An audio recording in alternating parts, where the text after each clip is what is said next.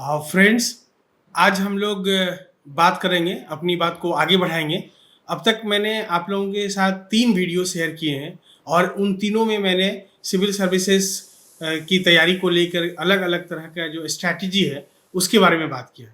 आज मैं आपसे बात करूँगा कि जो बिगेस्ट मिस्टेक है, आज हम लोग उन गलतियों के बारे में बात करेंगे जो usually normally most of the जो अभ्यर्थी हैं या एस्पिरेंट्स हैं वो शुरुआती दौर में करते हैं और उसका खामियाजा ऐसा होता है कि बहुत लोगों को बहुत समय दे करके चुकाना पड़ता है और बहुत लोग तो अपनी असफलता के साथ उसको चुकाते हैं। अगर हम लोग शुरुआती दौर से ही सही स्ट्रैटेजी को अपनाएं और उन भूलों को जो हम गलतियां करते हैं उन गलतियों को अगर शुरू से ही हम लोग नज़रअंदाज करें, उसको हम लोग रोकें, तब जाके हमारा रास्ता बहुत सुगम, सरल और बहुत आसान हो पाएगा। तो जो सबसे बड़ी और पहली गलती करते हैं अभ्यर्थी, जैसे कोई स्टूडेंट है, आफ्टर ग्रेजुएशन हो या 12th के बाद हो, अगर वो सिविल सर्विसेज की तैयारी को प्लान करता है, उसके लिए योजना बनाता है, तो सबसे पहली गलती क्या करता है कि वो स्वयं से उस एग्ज़ाम के पैटर्न, एग्ज़ाम के सिलेबस, एग्ज़ाम के जो कंसर्न उसके बुक्स हैं, बेसिक बुक्स हैं, उनके बारे में स्वयं से कभी पता नहीं लगाते हैं। वो क्या करते हैं, जाके सीधा किसी कोचिंग में ज्वाइन कर लेते हैं। ये सबसे बड़ी भूल है। मैं बार इसको रिपीट करता हूँ, पुनः दोहराता हूँ कि जैसे ही कोई स्टूडेंट सिविल सर्विसेज की तैयारी का प्लान करता है और वो जाके तुरंत कोचिंग ज्वाइन कर लेता है, तो समझिए यह बिगेस्ट मिस्टेक है। यह गलती आपके लिए सुसाइडल होगा। करना क्या चाहिए? जैसे ही आपने योजना बनाया, या तो आप योजना बनाते हैं 12th के बाद, नॉर्मल जो मजबूत योजना जिसको हम लोग बोलते हैं एकदम डिटरमाइंड योजना जो बनाते हैं, या तो 12th के बाद बनाते हैं या आफ्टर ग्रेजुएशन बनाते हैं। दोनों ही कंडीशन में मेरा यह कहना है कि आप जैसे ही आप योजना बनाया, जैसे ही आपने ये डिटरमाइन किया कि मुझे सिविल सर्विसेज की एग्ज़ाम देनी है या स्टेट पीसीएस की एग्ज़ाम देनी है, तो वैसे हालत में सबसे पहला आपको क्या काम करना चाहिए? कोचिंग कभी नहीं ज्वाइन करना चाहिए। सबसे पहला काम आपको करना चाहिए जो 1 साल या 6 महीना, जिनका रीडिंग स्पीड जितना है उस पर निर्भर करेगा। आपको सबसे पहले 6 महीना, साल भर तक बेसिक बुक्स को पढ़ने चाहिए। बेसिक बुक्स में मैं पिछले बता चुका हूँ कि पिछले वीडियो को जब आप देखेंगे तो आप उसमें पाएंगे कि जो मैंने लेवल 1 बेसिक बुक्स की बात की है, तो उसमें आपको एनसीईआरटी की किताबें क्लास 6 से लेकर 12 तक, हिस्ट्री, ज्योग्राफी, पॉलिटी, इकोनॉमिक्स, इनको आप पढ़िए। साथ में 3 मैगजीन मैंने बताया है, योजना, कुरुक्षेत्र और एक करंट अफेयर्स की मैगजीन पढ़नी है, इसको पढ़ना है।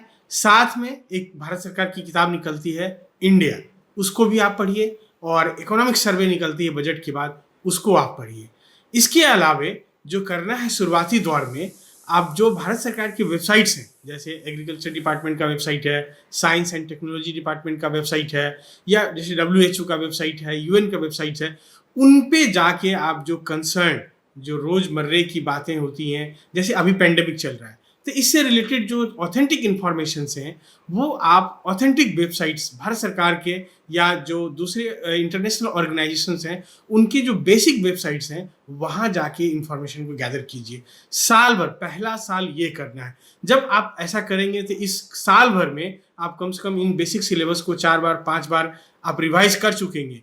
अब जब साल भर आप बेसिक सिलेबस को 4 बार 5 बार रिवाइज कर चुकेंगे, साल भर आप मैगजीन पढ़ चुकेंगे, तो आपको यूपीएससी को लेकर के एक जनरल कॉन्सेप्ट, एक जो बेसिक आइडिया है और वो बन चुकेगा। और तब जाके आप फिर उसके बाद कोई अगर कोचिंग ज्वाइन करते हैं तो वहाँ जो टीचर के अंदर में बेस्ट है वो आप वहाँ से ड्रेन कर पाएंगे।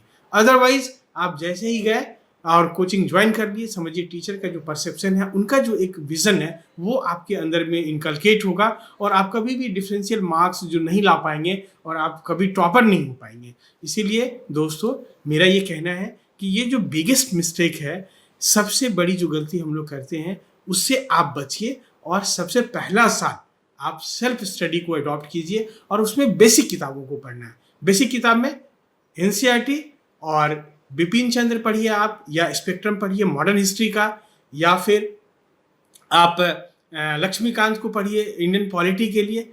ये एनसीईआरटी खत्म करने के बाद शुरुआती 1 साल में इन कुछ किताबों को आप 4 बार, 5 बार पढ़ जाइए। इसके बाद देखिए कि आपका कितना अच्छा मतलब पकड़ बनता है विषय के ऊपर, आपका सोच डेवलप होगा, आपका अपना एक विज़न क्रिएट होगा, तब आप जाके सिविल सर्विस में बहुत अच्छे रैंक से क्रैक कर पाएँगे। दूसरी एक जो सबसे बड़ी गलती करते हैं बच्चे, ऑप्शनल पेपर को सेलेक्ट करने में। ऑलवेज़ क्या देखा गया है कि most of the people optional paper को सेलेक्ट करने के लिए कई वो सोर्सेस से इंफॉर्मेशन गैदर करते हैं और उसमें वो अपने पसंद नापसंद और उनका किस सब्जेक्ट में अपना मन लगता है, किस सब्जेक्ट में उसकी अधिकतम रुचि है, उसको वो भूल जाते हैं। वो सोचते हैं कि कौन सा सब्जेक्ट ट्रेंड हो रहा है, कौन सा सब्जेक्ट में ज़्यादा स्कोर होते हैं, उस सब्जेक्ट के फेवर में। मान लीजिए मेरे लिए कोई सब्जेक्ट स्कोरिंग हो सकता है, लेकिन आपके लिए वो नहीं हो सकता है। हर स्टूडेंट के लिए अलग अलग सब्जेक्ट स्कोरिंग हो सकता है, इस बात को ध्यान में रखना है। तो ऑप्शनल पेपर के सिलेक्शन में आप एकदम से 90%, 95% अपने दिल की बात सुनिए और जिस सब्जेक्ट को पढ़ने में आपकी रुचि अधिकतम हो, जिसको पढ़ के आपको मज़ा आता हो, वैसा सब्जेक्ट, उस सब्जेक्ट को आप रख लीजिए। आपको कहीं कोई प्रॉब्लम नहीं आने वाला है, कहीं कोई दिक्कत नहीं आने वाला है। आज के डेट में हर सब्जेक्ट के लिए मटेरियल्स उपलब्ध हैं, गाइडलाइंस उपलब्ध है, आपको कोई तरह का प्रॉब्लम नहीं आएगा। इस बात को समझ लीजिए अच्छे से। लोग सोचते हैं कि मैं फला सब्जेक्ट रख लूँगा, उसके लिए टीचर अवेलेबल है, कोचिंग अवेलेबल है, नोट्स अवेलेबल है, उस फेरा में नहीं फंसना है। आप अपने रुचि का सब्जेक्ट रखिए। तो आज मैं ये 2 जो बिगेस्ट मिस्टेक हैं, इन्हीं की चर्चा करूँगा आगे के सेशन में, और मैं कुछ मिस्टेक्स जो करते हैं, जो गलतियाँ करते हैं तैयारी के क्रम में, मैं उनको करूँगा। आप चैनल को सब्सक्राइब कीजिए, बने रहिए और नोटिफिकेशन बटन को आप ऑन कीजिए ताकि जब भी मेरा वीडियो आए तो आपको मिले। और आप कमेंट बॉक्स में अपना कमेंट ज़रूर दीजिए कि आप किस तरह के और वीडियो चाहते हैं, मैं उसी अनुरूप आपके लिए और वीडियो लेके आऊँगा। और किसी को अगर कोई प्रॉब्लम हो और पर्सनल कोई बात करना हो, आप कमेंट बॉक्स में कीजिए, मैं आपको नंबर दूंगा, आप कॉल कर सकते हैं। और मेरा एक ही मकसद है कि जो अंडर प्रिविलेज बच्चे हैं अक्रॉस द कंट्री, जो रूरल बैकग्राउंड के हैं या जो हाउस वाइफ्स हैं या जो ऐसे स्टूडेंट्स हैं जो किसी जॉब में हैं, वो नॉर्मली क्या देखा गया है कि उनके लिए मार्गदर्शन का थोड़ा अभाव रहता है। तो ऐसे लोगों को मैं कहता हूँ, उनको कहता हूँ और उनसे रिक्वेस्ट है, उनसे अपील है कि आप बेझिझक मुझसे संपर्क करें। मैं आपके दुविधाओं का दूर करूँगा और आपकी तैयारी में मजबूती लाने के लिए मैं ज़रूर सहयोगी सिद्ध होऊंगा। मेरा अपना पर्सनल एक्सपीरियंस है, हज़ारों बच्चों के ऊपर मैंने एक्सपेरिमेंट्स किए हैं और लगातार करते रहता हूँ। और जो भी मैं बताऊँगा वो बहुत ऑथेंटिक और बहुत ही व्यवहारिक, बहुत ही मूल मौलिक जिसको हम लोग बोलते हैं, वो बातें हैं। आज इतना ही, और आप अपनी तैयारी को मजबूती प्रदान करें, यही मेरी शुभकामनाएं हैं। जय हिंद, जय भारत।